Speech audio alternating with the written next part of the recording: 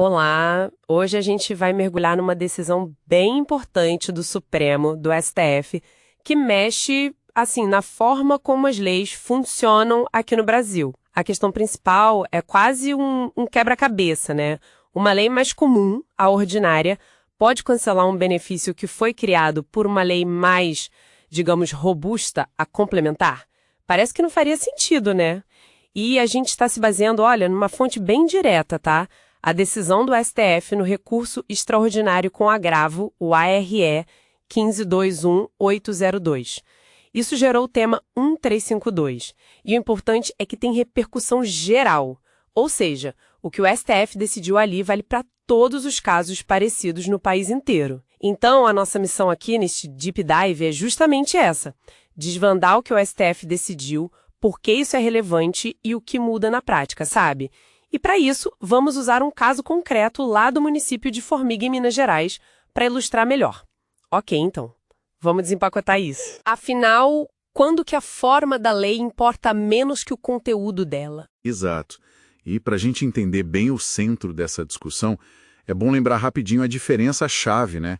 Lei ordinária é assim para o dia a dia, aprova com maioria simples dos que estão lá votando. Assuntos gerais. Já a lei complementar, não. Ela é mais séria, precisa de maioria absoluta, ou seja, mais da metade de todos os membros do Legislativo, e ela só entra em jogo quando a própria Constituição exige, para assuntos específicos. É uma hierarquia, sim, mas essa história tem uma virada interessante. E essa virada aconteceu justamente lá em Formiga, né? A prefeitura foi lá e cancelou um auxílio transporte de servidor. Um auxílio que tinha sido criado por lei complementar municipal, importante dizer. Isso. E aí, para cancelar, usaram uma simples lei ordinária.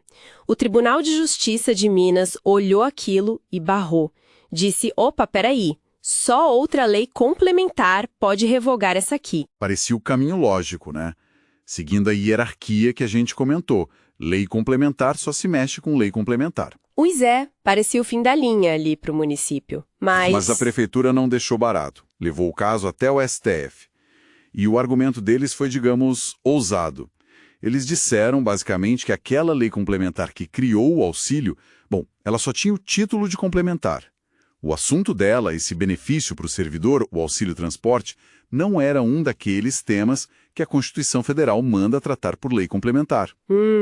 Na essência, era matéria de lei ordinária. Ah, então aqui é que a coisa fica realmente interessante.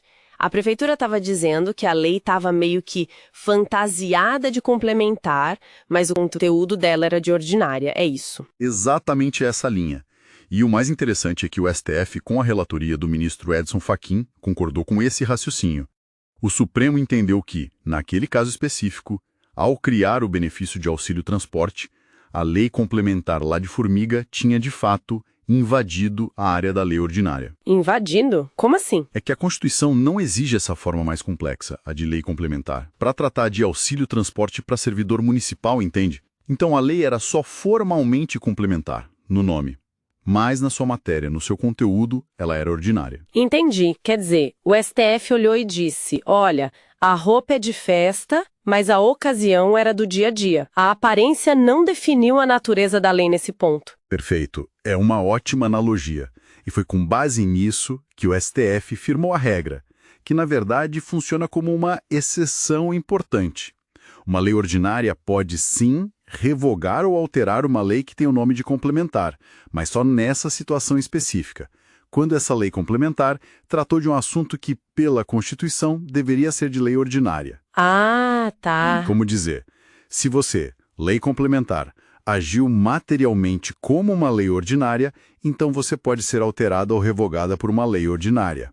É a exceção que confirma a regra da hierarquia, mas ajustada à realidade material da lei. E imagino que isso tem a ver com o tal princípio da simetria que foi mencionado na tese final, certo? A ideia de que as coisas precisam ter uma correspondência, uma lógica interna. Exatamente. Se a lei, na prática, na sua matéria, era ordinária, então ela pode ser tratada por outra lei ordinária, seja para modificar ou para extinguir. A essência venceu a forma, então. Perfeitamente colocado, a tese final que o STF fixou amarra tudo isso de forma bem clara, vou até ler aqui rapidinho. É possível a revogação ou alteração por lei ordinária de benefício instituído a servidor público por lei complementar, quando materialmente ordinária, observado o princípio da simetria. A chave está ali. Materialmente ordinária. O conteúdo foi o fator decisivo, não o rótulo que a lei carregava. Certo.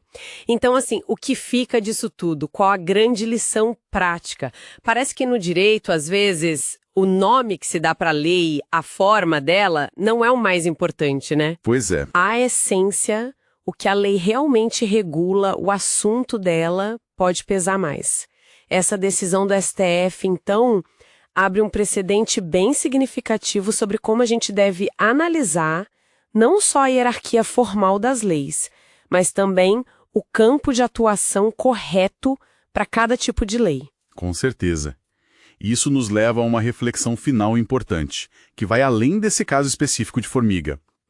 Se o STF abriu essa porta, né? Se ele disse que uma lei complementar pode ser desmascarada como materialmente ordinária, fica a pergunta: quantas outras leis por aí, em municípios, estados, até na esfera federal, que têm o título de lei complementar poderiam, na verdade, estar nessa mesma situação?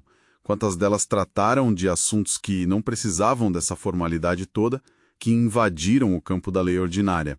Fica aí a reflexão sobre a importância da técnica legislativa, da precisão na hora de criar as leis e os efeitos práticos que uma classificação, digamos, equivocada, pode acabar gerando no sistema todo, né?